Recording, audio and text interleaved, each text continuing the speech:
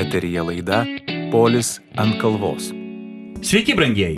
Su jumis laida Polis ant kalvos ir jos vedėjas Marius Kundrotas. Šiandienos tema jautri iki pat kaulų – mokesčiai. Galbūt pakalbėsime apie juos ir kiek platesnėme kontekste. O mūsų apšvies ekonomikos mokslų daktaras, nepriklausomybės akto signataras Audrius Rudys. Labadiena. Labadiena. Pirmas klausimas iš esmės. Valstybė ima iš piliečių mokesčius, po to jos skirsto valstybinių darbuotojų algoms, visų piliečių pensijoms, viešoms paslaugoms. Atsiprašau, viešom paslaugom, piliečių pensijoms, o paskiausia valdininkų algoms. Nes tai yra pati mažiausia biudžeto dalis. Iš esmės ir tam. Ir iš tikrųjų turbūt dalis tų mokesčių yra sunkiai išvengiami. Bet kalbant apie socialinę apsaugą, kas geriau? Daugiau duoti išmokų ir pašalpų pavidalų ar mažiau atimti, nustatant neapmokestinamą pajamų lygį, suteikiant mokesčių lengvatas smulkiam verslui, daugiavaikiams šeimoms, jaunimui, kuris masiškai bėga iš Lietuvos. Čia jau buvo klausimas, taip? Čia buvo klausimas, kas geriau, daugiau duoti ar mažiau atimti? Aš tai tiek pasakysiu, kad neatsakymas čia kaip ir višta su kiaušiniu. Kiekvienas laikas, kiekviena visuomeniai situacija jinai reikalauja įvertinimo ir parinkimo šitos politikos pagal tai, kas turėtų būti geriausia. Tiesą pasakius, mes matome labai įvairius šito klausimo sprendimo būdus. Man prisimena, kaip prieš kokių 14-16 metų Danijoje laimėjo rinkimus liberalai. Ir jie suformavo tiesą vyriausybę koalicinę. Bet jie atėjo į rinkimus su šūkiu mažesnis mokesčius ir taip toliau. Ir rezultate jų koalicija nesulaukė kadencijos pabaigos. Kodėl? Todėl, kad kada jie tikrai sumažino mokesčius ir tikrai atšaukė dalį socialinių lengvatų, atšaukė dalį socialinės paramos, tai po to ankstesniuose rinkimuose danai sąmoningai sugrąžino kairesnes partijas į valdžią tam, kad vėl būtų sugrąžinta nemokamas vaikų buvimas darželiuose, nemokami pietus vaikam mokykloje, kad nereiktų tėvam rūpintis trintukų, šitų kokių pieštukų ir kitko pirkimo. Tai mes matom, kad yra visuomenės, kuriuose nebijoma mokėti didesnių mokesčių, to kad labai jaučia naudą gaunama žmonės. Tuo tarpu mes neabejotinai rasime valstybės, kuriuose yra manoma, kad reikia eiti tuo keliu, kad socialinės išmokos nereikalingos tada, kada yra aukštesnės žmogaus disponuojamos pajamos. Tiesa, Danijoje paskui vėl sugrįžo dešinieji čia neseniai. Ne, tai čia, bet jie nesugrįžo su mokesčiu. Aš čia kalbu apie tai, kas buvo prieš 12, 14, 16 metų, kada sąmoningai pasirinkė. Tarp kitko, Italijoje sąmoningai vėlgi profsąjungos darė didžiulės demonstracijas, kad būtų padidinti mokesčiai. Dabar mūsų valdančioji koalicija siūlo įvesti solidarumo mokestį. Kas čia bus? Progresinė mokesčių tvarka, kur mažiau uždirbantis mažiau ir sumoka, ar čia koks naujas mokestis? Aš nelabai analizavau šitos situacijos, nes aš netikiu, kad tai galima Lietuvoje dabar padaryti ir kad šita dabartinė valdanti koalicija galėtų tai padaryti. Ir apskritai tokiais atskirais mokestukais Lietuvos problemos nesprendžiamos. Lietuvoje mokesčiais surenkama į visus valstybės fondus apie 29% bendro vidaus produkto. Tai yra vienas iš pačių mažiausių lygių Europos Sąjungoje. Ir tai aišku, kad pirmoje eilėje pagrindinė priežastis to yra netinkamai suformuluota mokesčių sistema, kurioje didelės pajamas gaunantys žmonės, pavadinkim tai mokesčių mokėtojais, jie išvengia didelės dalies savo pajamų apmokestinimo apskritai. Arba yra apmokestinama labai mažais tarifais. Tuo tarpu didžioji visuomenės dalis, tų, kurie turi vidutinės pajamas, mažiau negu vidutinės pajamas, jie savo neproporcingai didelę dalį savo pajamų privalo atiduoti valstybei mokesčių formą. Dėl šitokio mūsų mokesčių sistemos regresyvumo ir kyla daug socialinių ir ekonominių bėdų. Na, bet formaliai juk teigiama, kad mūsų mokesčių sistema jau yra progresinė.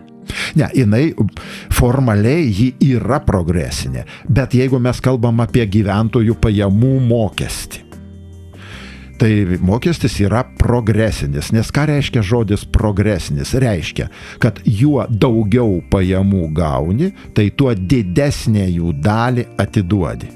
Tai natūralu, jeigu žmogus gauna tik trupučiuką daugiau negu neapmokestinama dalis, tai jo įmoka būtų labai mažytė. Tuo tarpu, jeigu jisai gauna gerokai daugiau negu neapmokestinama pajamų dalis, tai jisai ir savo mokesčio dalį padeda, atiduoda didesnę.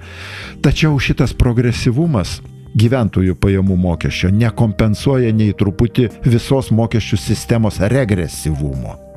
O regresyvumas reiškia tai, kad kuo didesnės pajamas turi, tai tuo mažesnę jų dalį atiduodi į biudžetą arba į kitus fondus. Ir šičia pagrindinis veikimas eina per netiesioginius mokesčius, per akcizus ir per pridėtinės vertės mokestį. Ir tokiu būdu būtent tie didžturčiai, pavadinkim jos taip, išvengia didesnės mokesčių naštos pagal jūs. Ne tik jie išvengia didesnės mokesčių naštos ir dėl gyventojų pajamų apmokestinimo, nes, sakykime, pelno mokesčiai ar dividendai jie yra apmokestinimi mažiau. Jiem tenka žymiai mažesnis mokestinis krūvis negu, pavyzdžiui, darbo užmokesčiui. Tai mes puikiai žinome, kad yra daugybė rimtų firmų, kurių savininkai ir vadovai sutampa ir vadovas gauna minimalų arba nedaug didesnį už minimalų atlyginimą. Kodėl? Todėl, kad jiems žymiai naudingiau šitą pačią sumą pasiimti kaip dalį pelno. Dividendus. Dividendus ar kitokiomis formomis, ar gauti tiesiog natūrinės paslaugas iš savo įmonės ir panašių fokusų yra daug. Tai reiškia, įmonių vadovai, įsivaizduokit, dirba 120, sakykime, žmonių įmonėje, kurių vidutinis atlyginimas, tarkim, 700 eurų, o vadovas gauna 350 eurų. Sakykime. Tai yra tokių pavyzdžių. Tai čia yra tiesiog vengimas mokesčių. Įdomu yra tai, kad kuo didesnės žmonių pajamos, tai tuo mažesnę paprastai dalį išleidžia jie pridėtinės vertės mokesčių apmokestinom prekiam ir paslaugom. O dar didesnė jų dalis eina kaupimui, įvairiom finansiniam operacijom. O finansinės operacijos, kaip žinia, pridėtinės vertės mokesčių nėra apmokamos. Reiškia, jų turtas auga ir auga savaime. O tuo tarpu tie žmonės, kurie gauna elementarų atlyginimą, tai jie visą savo atlyginimą išleidžia paslaugom ir prekiam, kurios apmokestinamos pridėtinės vertės mokesčių. Vadinasi, jie pirmiausia sumoka iš savo pajamų, kiek ten jiem priklauso pagal gyventojų pajamų mokestį, o po to jie dar pridėtinės vertės mokestis paima dar 21% nuo to, kas liko. Na, dauguma partijų kalba apie vidurinį sluoksnį kaip visuomenės pusiausvyros garantą. Bet šis sluoksnis ypač skundžiasi dėl didelių mokesčių. Sako, kad tenka atiduoti apie pusę savo pajamų, o tai ir daugiau, tai įmonės tiesiog verčiamos arba užsidaryti, arba lysti šešėlį. Ką čia reiktų keisti? Pirmiausia, tai reiktų truputėlį sąžiningiau kalbėti apie šitos mokesčius. Kalba eina šiuo atveju ne apie patį mokesčių lygį, turėtų eiti. Kalba ne apie patį mokesčių lygį, bet apie tai, ką žmogui lieka sumokėjus mokesčius. Kitaip sakant, tai, kas lieka, ji turi patenkinti jo elementarius gyvenimo poreikius. Kas atsitinka Lietuvoje, pavyzdžiui? Lietuvoje kiek gyventojų pajamų mokestis, jeigu paimsim šitą parametrą, kartu su sveikatos draudimo mokesčiu, tai yra 20% tarifas, taip? Žmonės išvažiuoja į Norvegiją ir jie tenai moka 40% ir daugiau, jeigu padoriau uždirba. Rezultate sako, kad Lietuvoje mokesčiai didesni negu Norvegijoje. Ne. Tiesiog Norvegijoje asmeninių poreikių tenkinimui ar šeimos poreikių tenkinimui sumokėjus daug didesnį mokestį lieka pakankamai lėšų. O Lietuvoje, nors mokesčiais yra mažesnis, bet vis tiek lieka pragyvenimui tai, ką mūsų visuomenė laiko nepakankama. Na kągi, dabar trumpam pasitrauksime muzikiniai pertraukėlį ir tuoj grįšim prie mūsų diskusijos. Jūs klausotės laidos Polis ant kalvos. Ir grįžtam į eterį.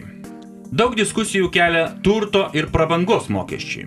Tarkime, kai žmogus visą gyvenimą dirbęs įsigyja brangų namą su sodu, bet šiuolaikinės jo pajamos per menkos mokėti turto mokestį.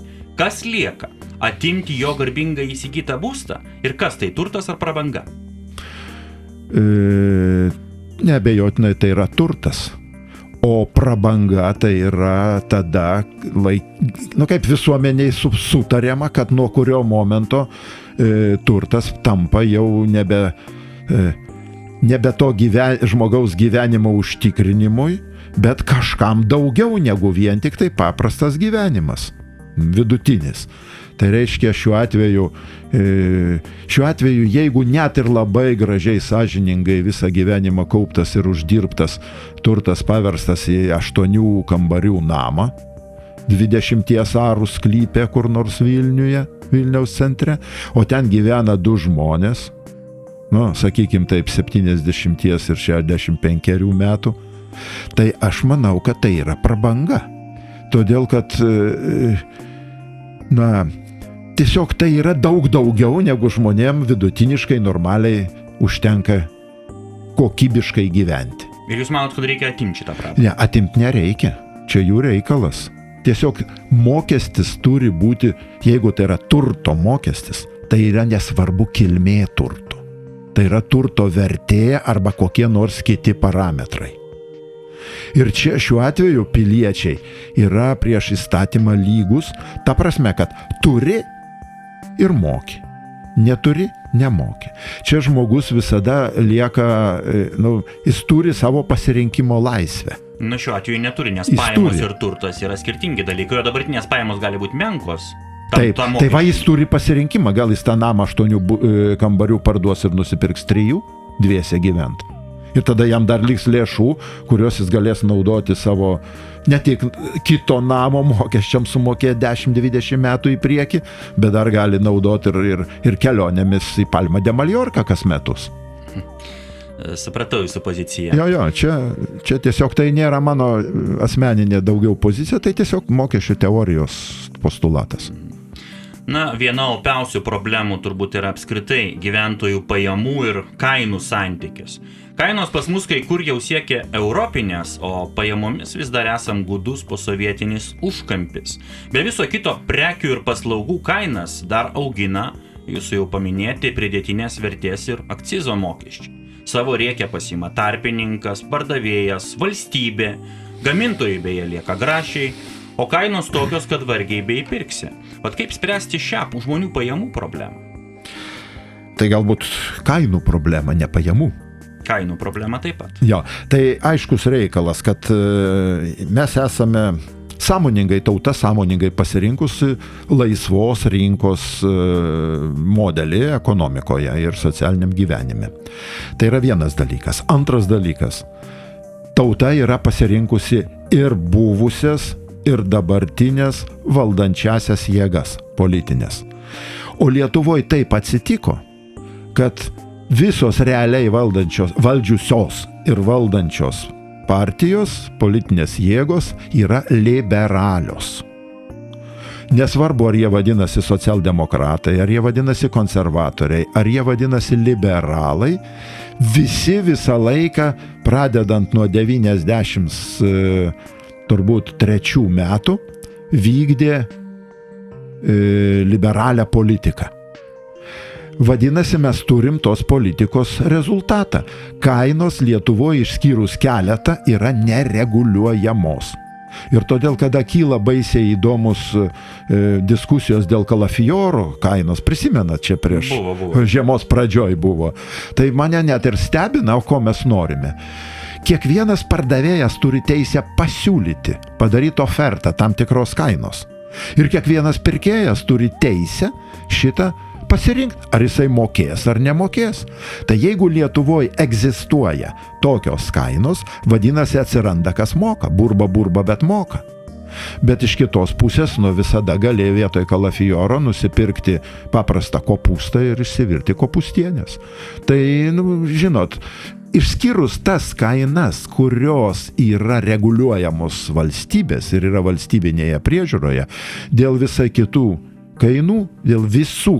kainų, niekas visuomenė neturi teisės reikšti kokių nors pretenzijų. Išskyrus, aišku, kaip minėjau, reguliuojamas kainas ir jeigu įrodoma karteliniai susitarimai. Tai yra, kada pardavėjai dirbtinai tarpusavį susitarę, neleidžia visuomenėje nusipirkti pigiau, nors tos yra galima.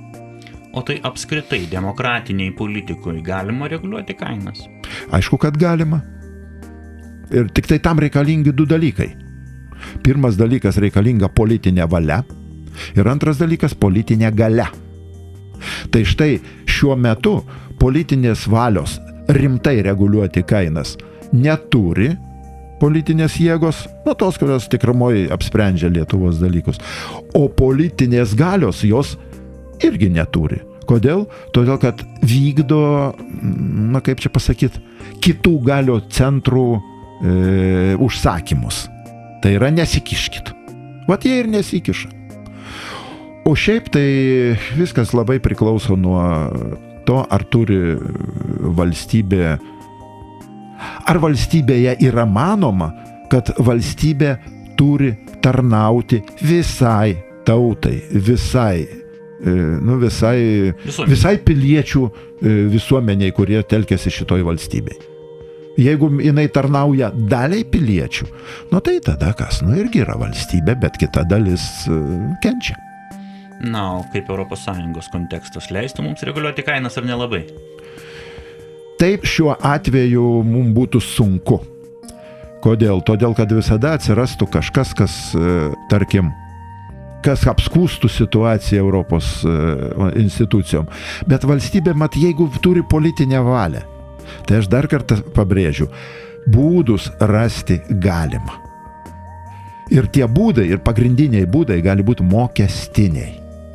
O mokesčių, išskyrus kai kuriuos mokesčius, kai kurių mokesčių parametrus ES kol kas dar nereglamentuoja. Neseniai kaimyninė Baltarusija nusprendė įvesti mokestį, populiariai vadinamą veltėdžių mokesčių. Kai kurie apžvalgininkai jau pokštauja, kad Lietuva tokį mokestį seniai turi, tik jis vadinamas privalomos sveikatos draudimo mokesčiu. Jis skiriamas bedarbiams, kurie nėra registruoti darbo biržoje. Ar toks mokestis moraliai pagrįstas, jei pilietis sveikatos apsaugos paslaugas apsimoka savomis lėšomis? Jis yra pagrįstas, mano nuomonė. Todėl, kad yra daugybė paslaugų, kurios yra, yra ta vadinama skubi, yra neatidėliotina pagalba ir kitos kategorijos, kurios valstybė vis tiek turi. Ir vis tiek jas apmoka. O tuo tarpu žmogus, kuris nėra darbo rinkoje ir kuris nemoka visiškai šito, aišku, galim aiškinti, kad jis per akcizus, per netiesioginius mokesčius dalyvauja šitų išlaidų padengime. Bet yra, kaip čia dabar pasakius, bet tai yra neproporcingai maža dalis, kokia gali įvykti. Ir šiaip ten, kur yra draudimas, tenai yra nemokesčiai. Draudimas tai yra įmokos. Jis gali būti nesavanoriškos, bet jeigu jos visos yra panaudojamos būtent draudybiniams įvykiams apmokėti, tai jos nemokestis. Ir dar kartą trumpam pasitrauksime. Jūs klausotės laidos Polis ant kalvos. Jau kuris laikas veikia tvarka, leidžianti piliečiui dalį pajamų mokesčių skirstyti savarankiškai. Po 2% visuomeniniai organizacijai, viešai įstaigai arba religiniai bendrijai ir po 1% pasirinktai politiniai partijai. Ar ši tvarka turėtų būti išplėsta, atskiriant visuomeninės organizacijas, viešasias įstaigas bei religinės bendrijas ir leidžiant savarankiškai skirstyti didesnę mokesčio dalį? Tiesą pasakius, tai nebloga priemonė aktyvinti piliečių dalyvavimą valstybės valdyme ir piliečių tiesiog sąmoningumą. Bet aš asmeniškai labai pergyvenu ir matau, kad mūsų visuomenės didelė dalis problemų yra susijusi su tuo, kad mes per mažai perskirstom bendro vidaus produkto per valstybę, tai aš tada sakyčiau, kad pirmoje eilėje reiktų padidinti gyventojų pajamų mokestį, sakykime, 3 procentiniais punktais ir tada leisti tuos 3 procentinius punktus paskirstyti, kitaip sakant, kad jau išreikštų piliečiai valią, kur jie nori, kad tie pinigai būtų panaudoti. Be šitokio didinimo aš matau, kad, kaip čia pasakius, mokesčių sistema nebūtų sutvarkoma. Bet iš tiesų, ką daryti piliečiui, kai jo mokesčiai skirstomi subjektams, kurios tas pilietis vargiai norėtų šelpti savo pinigais? Biurokratams, homoseksualų organizacijoms, migrantams išlaikyti. Tai tas pilietis turi pakeisti valdžią. Turi išrinkti tokius valdžios atstovus, kurie pinigus skirstytų jo prioritetam, jo norimiem dalykam. Bet juk supraskim, kad mokestis tai nėra savanoriškas dalykas. Šiaip mokesčių teorijoje yra tokia savoka kaip savanoriški mokesčiai yra, bet mes kalbam apie tos, ką valstybė primeta savo buvimu, savo politinę galią, savo prievartą primeta žmonėms. Vadinasi, natūralu, kad žmonės, kaip paprasti mokesčių mokėtojai, jie neturi galios ir neturi turėti netgi įtakos į valstybėje atitekusių pinigų skirstimą. Čia aš noriu atkreipdėmėsi, kad yra labai plačiai naudojamas savoka, kad mokesčių mokėtojų pinigais ten valdininkai išlaiko. Nieko panašaus. Jie išlaikomi valstybės pinigais. Blogiausiu atveju aš sutikčiau, kad piliečių pinigais. Kodėl? Todėl, kad mokesčių mokėtojas valstybėje neturi galios pinigų skirstyti, o galią turi piliečiai. Kodėl šitą reikia atskirti? Dėl 2 dalykų. Pirmas dėl to, kad Lietuvoje mokesčių mokėtojas gali būti ne Lietuvos pilietis, kuris rinkimuose nedalyvauja, nerenka savo atstovų į Seimą, vadinasi, jis nedalyvauja skirstant pinigus. Čia vienas aspektas. O antras aspektas, čia jau politinis ideologinis. Toks sakymas, kad valstybės pinigai yra mokesčių mokėtojų pinigai, tai yra sąmoningas liberalių ideologijų atstovų primestas dalykas, kuris bando nutraukti ryšį tarp valstybės ir piliečio.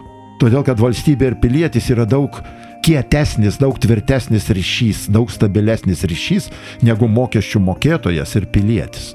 Tai yra ir valstybė. Tai kad mokesčių mokėtojas jis šiandien čia, rytoj ten. Sakykime, Lietuvoje mes turime kokius 500 000 piliečių, kurie gyvena ne Lietuvoje ir kurie gyventojų pajamų mokesčius, akcizus, pridėtinės vertės mokesčius sumoka Anglijoje, Norvegijoje, Airijoje ir kur nors kitur. Jie yra mokesčių mokėtojai. Taip, ten. Bet jie ten nėra piliečiai. Jo labiau jie yra čia piliečiai, bet čia nėra mokesčių mokėtojai. O grįžtant prie mokesčių progresyvumo klausimo, iš tikrųjų dažnai kyla tokios diskusijos, kaip apmokestinti didžturčius, juk jie gali tiesiog susikrauti savo lagaminus ir persiregistruoti kitoje valstybėje. Jiem net nereikia susikrauti lagaminų. Ta prasme, lagaminus susikrauti reikia, bet persiregistruoti nereikia. Todėl, kad pagal tarptautinės sutartis mokesčiai gyventojų pajamų mokestis mokamas toje valstybėje, kurioje žmogus praleido daugiau negu 183 dienas. Tai jeigu yra tokių, kurie, sakykime, savo gyvenimą padalina į 3 vietas, reiškia, žiemą Palma de Mallorkoj, rudenį kur nors Tailande, o vasarą Lietuvoje gali būti, ir niekur jisai nepargyvens tų 183 dienų, kyla problema, taip? Jis niekur nemoka mokesčių. Taip, kad ne, čia viena Lietuva šito klausimo nesutvarkis. Lygiai taip pat, kaip viena Prancūzija nesutvarkis, nes mes prisimenam puikiausių pavyzdžių, kada garsus aktorius Depardieu staiga tapo Rusijos piliečiu. Iš pradžių išvažiavo į Belgiją, pamatė, kad tenai, irgi reikia mokėti mokesčius ir nemažus. Į Rusiją nuvažiavo, kur 13%. Tai va šito neišvengiama, bet iš principo, tai mokesčių progresyvumas, gyventojų pajamų mokesčių progresyvumas yra būtinas dalykas, nes priešingų atveju, jeigu nelieka solidarumo, tai nelieka ir visuomenės, nes visuomenė turi turėti visus. Jin turi turėti pradedant nuo pavadinkim, valkatėlės apie stotį bevaikščiančius ir knysančius šiukšlių dėžes ir baigiant tuos, kurie elitas, kurie, kaip sakant, raudono kilimo vaikšto. Todėl, kad visuomenėje turi būti visko. Ir tada jinai yra pilnavertė visuomenė. Tik tai idealas yra ne toks, kaip dabar pas mus. Aš dėstydamas universitete studentam pateikdavau lentoje tokį pavyzdį, kreidą nupaišydavau. Trikampį, aštriąją viršūnę į viršų ir rombą. Ir tada sugraduodavau, kad trikampis tai yra mūsų visuomenės, arba taip, tipinės Lotynų Amerikos visuomenės pavyzdys, kada elitas yra labai aukštai, bet jo labai nedaug. Jis be galo turtingas. O apačia plati trikampio papėdė, kurioje daugybė, kur susikeltelkia 4/5 visų žmonių, o ten yra skurdas. O tuo tarpu rombas, jisai charakterizuoja išvystytos Europos valstybių visuomenių struktūrą, kada visko yra, kaip minėjau. Ir nedidelis sluoksnelis tų jau pačių blogiausiai gyvenantį arba skurdo žmonių. Taip pat yra šiek tiek didesnis turtingų žmonių, elito pavadinkime, sluoksnis, bet jis irgi nėra toksai didelis, apsprendžiantis viską. Ir yra didžiulė masė per rombo vidurį, tai yra vidutinio pasiturinčio žmonių sluoksnis, tie, kurie dirba, užsidirba, sumoka mokesčius, išlaiko valstybę, bet už tai turi galę valstybėje kažką spręsti. Dar vienas įdomus klausimas, mes čia daug diskutavome su kolegomis prieš mūsų laidą. Iš tiesų, kai kurios vakarų valstybės, ypač anglosaksiškos valstybės, leidžia savo tokią prabangą kaip atleidimas nuo mokesčių naujo, pradedančiojo verslo. Ar jūs manot, kad Lietuvoje tai taikytina ir pritaikoma? Kada buvo tik persitvarkymas iš socialistinės į rinkos ekonomiką, tai aš buvau kategoriškai prieš tokį dalyką. Todėl, kad jeigu būtų, kai kūrėsi masė naujų verslų, kada viskas iš esmės yra nauja, tai biudžetas būtų likęs visiškai be pinigų. Be abejo. Dabar, kada jau yra stabilizavusi situacija, arba kitaip sakant, ne tai, kad stabilizavusi, bet jau susikloščiusi, jau gali stebėti, gali įvertinti, kiek kūrėsi naujų, kiek užsidaro senų, nes užsidarimas verslų tai nėra baisus dalykas, todėl, kad tai yra natūraliai mūsų ekonominiai sistemoje vykstantis procesas. Sugalvojo žmonės kažkokią prekę arba pasiūlą. Jinai nepasiteisino, uždarom šitą, ieškom kažko kito. Ir Jungtinėse Amerikos valstijose per metus iš 10 verslų 4 yra uždaromi, per 2 metus 7. Reiškia, tai yra procesas natūralus. Bet tik tai, aišku, šiuo atveju mūsų situacijoje yra, vis tik tai lietuviai turi didžiulę, plačiaja prasme lietuviai turi didžiulę patirtį, prisitaikyti ir apgauti valstybę. Uždarai vieną įmonę ir įsteigia kitą. Taip, tai reiktų surasti ir išvystyti mechanizmus, kurie leistų išvengti dirbtinių naujų verslų kūrimų senųjų pagrindų. Jeigu šitą mes sutvarkytumėm, tai taip, bent jau pelno mokesčio atidėjimai turėtų būti, socialinio draudimo įmokų ne. Čia jau aš kategoriškai prieš. Kodėl? To, kad tu išmokėjai kažkam atlyginimą, reiškia, tegul malonėk pagal dabartinę situaciją ir nešti į socialinio draudimo fondą. Todėl, kad jisai dirbo, jis uždirbo. O tau kaip verslininko, jeigu nepasisekė parduoti, tai tada ką jau padarysi. O pelno tai pirmus metus, 2, 3 galbūt galima iš viso pelno mokesčio tam tikrą prasme neimti, arba būtent tokiam laikui leisti jį reinvestuoti. Bet pavyzdžiui, kada pas mus skelbiama, kad padarykim pelno mokesčio pertvarką taip, kad kaip estai tą reinvestavimą neimtum. Tai aš visada sakau labai paprastai, reiškia, mes žmonių turtėjimo neapmokestinsim. turtėjimo. Todėl, kad ką tai reiškia, jeigu aš esu savininkas įmonės ir aš gautą pelną reinvestuoju nieko nesumokėdamas valstybei. Tai jeigu tas buvo 10% nuo mano kapitalo, tai reinvestavus jau aš turiu 110%. Aš 10% paturtėjau, aš nieko nemoku. O kitas užsidirbo krūvinai, sakykime, per metus tą pačią sumą.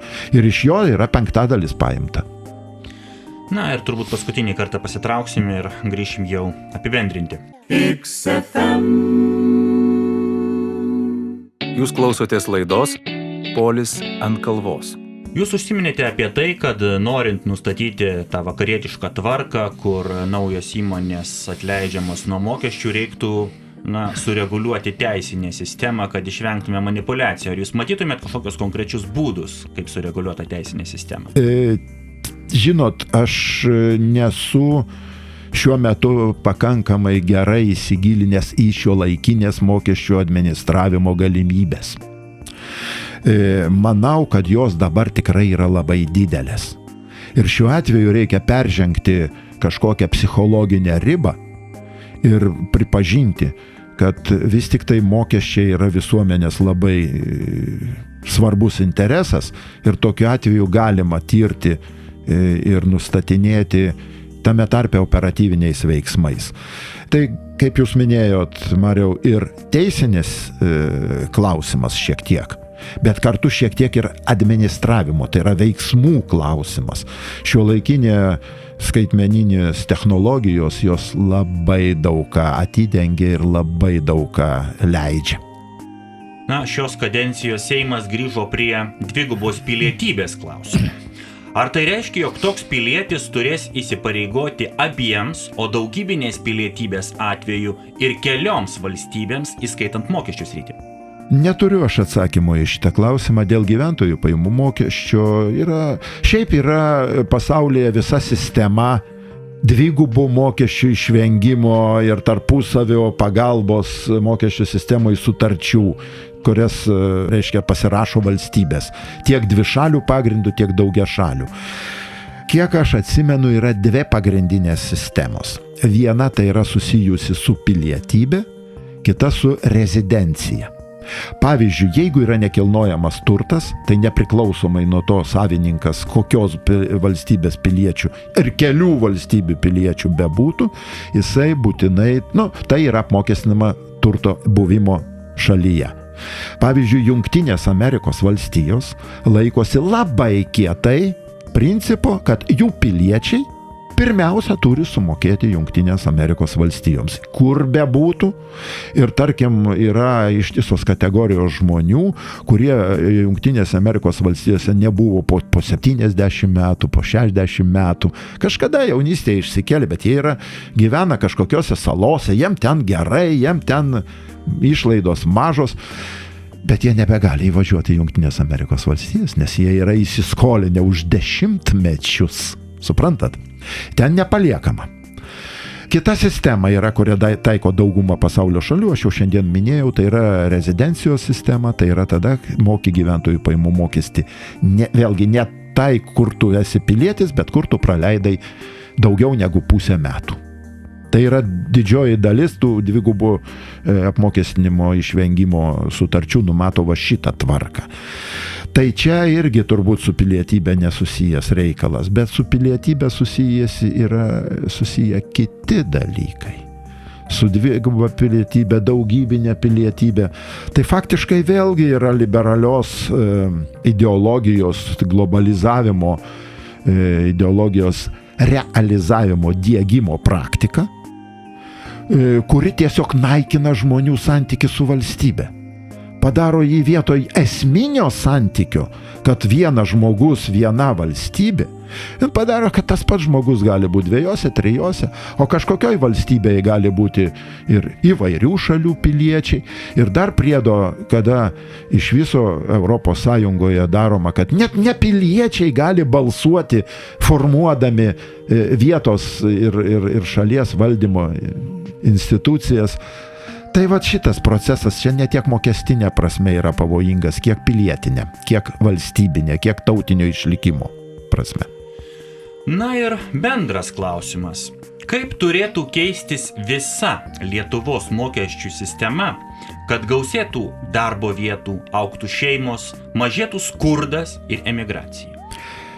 Mokesčių politika tai apskritai yra labai sudėtingas dalykas.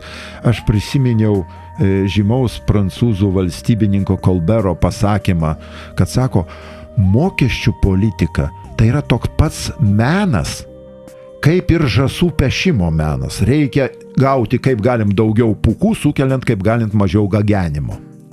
Tai va turėkime minty, kad pavadinkim apibendrintai turtingų žmonių verslo sluoksnių asocijuotos struktūros, jos labai seka mokesčių sistemos funkcionavimą Lietuvoje ir ne tik, visur. Ir jos dar net preventyviai, dar net nepaskelbus ką, jos jau bando užkirsti kelius realiam tos sistemos pakeitimui. Aš asmeniškai manau, kad šiuo metu nėra jokių galimybių sukonstruoti tikrai gerą, tikrai racionalią mokesčių sistemą Lietuvoje. Kodėl? Todėl, kad tie patys sluoksniai neleis sumažinti netiesioginių mokesčių, tai yra tų, kurie gula didžiausių svorių ant silpniausią ekonominį pagrindą turinčių žmonių ir padidinti tiesioginius mokesčius, kuriuos galima būtų jau diferencijuoti ir taikyti tikslingai tiem, kad didesnė naštą neštų daugiau pajamų turintieji. Vat šito tiesiog neleis, nes tokios politinės valios Lietuvoje nėra, o politinės galios realiai neleidžia tokiai valiai susiformuoti. Va štai turbūt mano labai pesimistinis požiūris ir nėra reikalo čia jokių receptų šitą linkmę skirti. Aš pasiūlyčiau kitą dalyką Lietuvoje didžiasias problemas spręsti.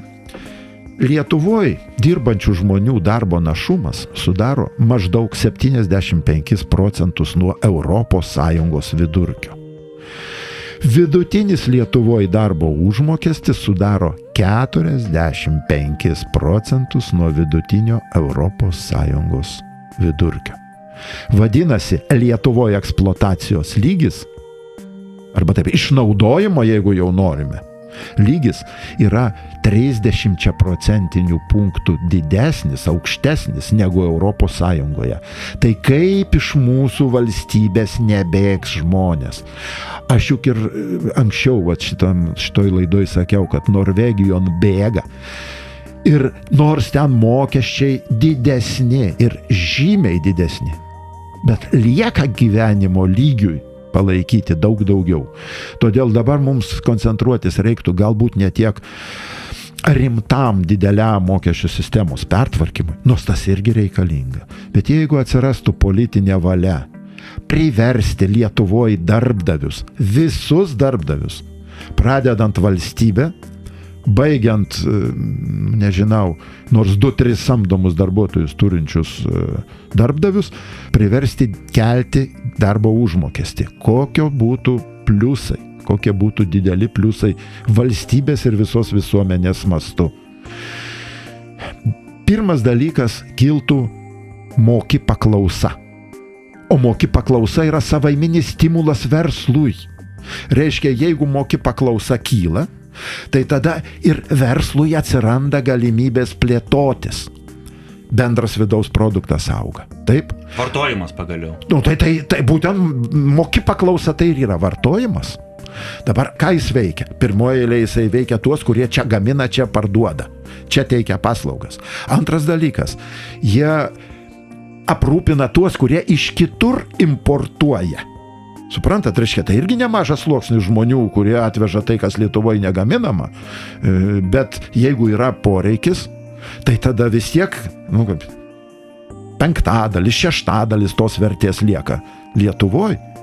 Ir pačioje Europos Sąjungoje, sakykime, jeigu iš ten irgi mūsų paklausos didėjimas, nors ten labai miniatiūriškai beveik nejuntamai, bet vis tiek didina galimybės, reiškia šitokiu būdu. Dabar kitas dalykas, jeigu tai reikštų, kad vyksta vidinis persiskirstimas tarp darbdavių pajamų, kurios yra pelno norma Lietuvoje tikrai neoficiali didelė yra.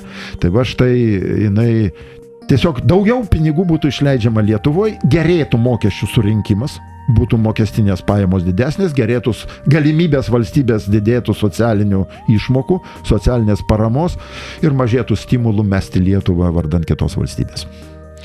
Didelis ačiū pašnekovui ir klausytojams. Tikėkimės, kad šie svarbus ekonominiai klausimai taps kiek aiškesni. Galbūt artėjant kitiems rinkimams atidžiau rinksimės politikus, galiausiai lieka spaudimo priemonės tarp rinkimų.